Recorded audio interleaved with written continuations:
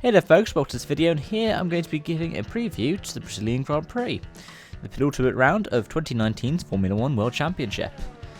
And I know we were talking about track surface last time out in Austin with it all being very bumpy, but remember last season at Brazil we were talking about track surfaces there after a resurface was supposedly making it much smoother.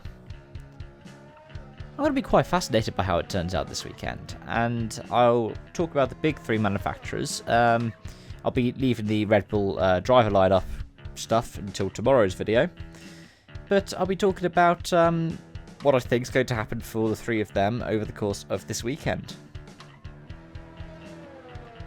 Firstly, I'll be fascinated if Mercedes are quite dominant. Of course, whilst Lewis Hamilton did win in 2018, and it was the first time that he'd won a race after winning a world title in a season, it was because of the fact that Verstappen had a collision with a back marker that was Esteban Ocon. Of course, the Verstappen name and collisions involving the race leader and back markers are quite synonymous with Brazil. I wonder if that's going to happen again this season. Probably not. And I'd reckon we'll see a good run for Red Bull. It's a kind of track that they've tended to seem quite well suited at, and Verstappen in particular has shown good pace there before. I reckon Alex Albon might find some confidence given contract talks for next season. But I reckon Red Bull could be somewhat up there. I also reckon Ferrari might do alright.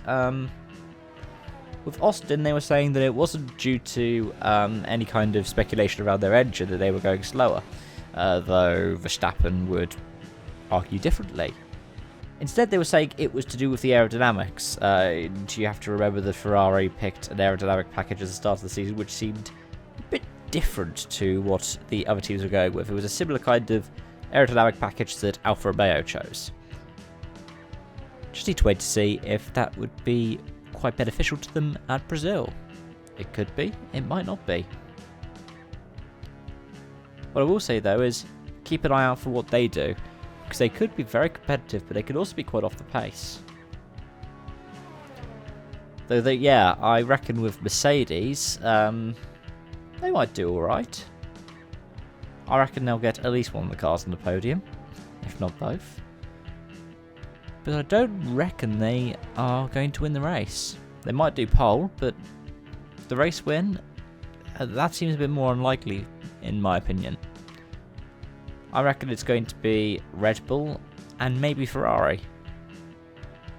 I wouldn't be surprised if Max picks up yet another win. I wouldn't be surprised if Albon gets his first podium.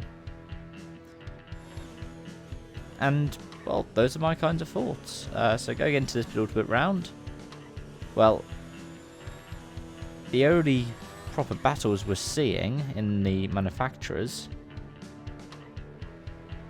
are the ones between Racing Point and Toro Rosso. I don't know who'll get the better of them there. And in the drivers' title, you've got still that quite small gap, 14 points, between Leclerc, Verstappen and Vettel. Yeah, I don't know who will get the advantage coming out of the final round in Abu Dhabi, who will be the one in third place. My instinct would say Leclerc. But at this round, I reckon Max got the better chance at capitalising on any kind of deficit the Ferraris might have. Anyway, those are my thoughts. Thank you so much for watching. If you want to get engaged at all with this, just leave a comment down below. I always enjoy talking to people about motorsports on this channel. And if you did enjoy it and you want to see more, make sure to subscribe. You can hit the bell notification to be notified when I'm going to be uploading, when I'm going to be streaming. If you did like this video, even if you don't agree with my points, make sure to hit the like button. It really helps me out. And yeah, thank you for watching. I hope to see you again soon. Bye bye for now.